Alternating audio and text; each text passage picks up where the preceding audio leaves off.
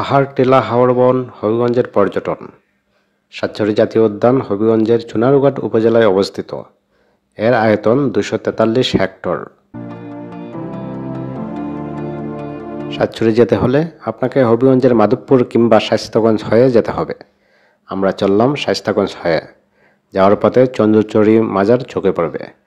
চন্দ্রচড়ি মাজারে প্রতি সপ্তাহে উরস হয়, যেখানে দূর দূরান্ত থেকে মানুষ আসে মাজার জিয়ারত করতে। আগে সাতছড়ি রঘুনন্দন হিল রিজার্ভ ফরেস্ট নামে পরিচিত ছিল। 2005 সালে সাতছড়ি জাতীয় উদ্যান নামে প্রতিষ্ঠা করা হয়। সাতছড়ি উদ্যানে প্রবেশ করতে কাউন্টার থেকে টিকিট কেটে প্রবেশ করতে হবে। বিভিন্ন বয়সের ও পারপাজের জন্য প্রবেশ মূল্য তালিকা রয়েছে। এছাড়াও রয়েছে পর্যটকদের জন্য বিভিন্ন নির্দেশনা। পর্যটকদের সুবিধার জন্য 3টি ট্রেল তৈরি করা হয়েছে।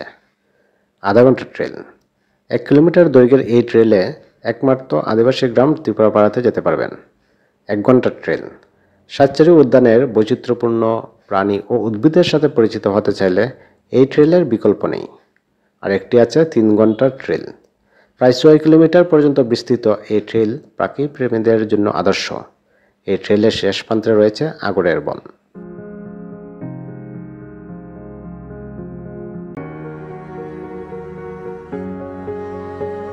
আমরা এখন চললাম 1 ঘন্টার ট্রেলে।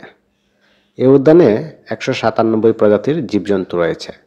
এর মধ্যে বানর, হুল্লুক, হনুমান, শিয়াল, মেছোবাঘ, বনবিড়াল, মায়া হরিণ, ভাল্লুক সহ সাপ ও পাখি রয়েছে।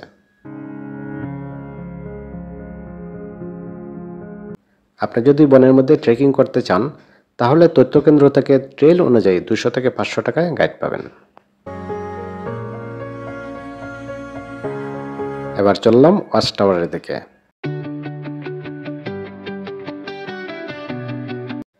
ওয়াচ টাওয়ারের উপরে উঠে প্রাকৃতিক দৃশ্য দেখলে মনের প্রশান্তি এনে দিতে পারে। সারাদিনের ক্লান্তি যেন মুহূর্তে শেষ হয়ে যাবে। যতদূর চোখ যায় শুধু সবুজ আর সবুজের সমারোহ।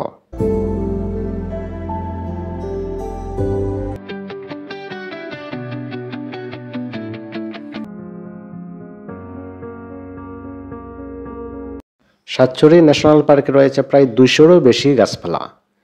এর মধ্যে শাল, সেগুন, আগর, গর্জন, চাপালিশ, পাম, মেহগনি, কৃষ্ণচূড়া, বাঁশ, বেত গাছ সহ বিভিন্ন প্রজাতির গাছ রয়েছে। আপনি যদি ভ্রমণ পিপাসু আর প্রকৃতিপ্রেমী হয়ে থাকেন তাহলে আপনার পরবর্তী গন্তব্য হতে পারে সাতছড়ি জাতীয় উদ্যান। ভিডিওটি ভালো লেগে থাকলে সাবস্ক্রাইব করবেন। ধন্যবাদ সাথে থাকার জন্য।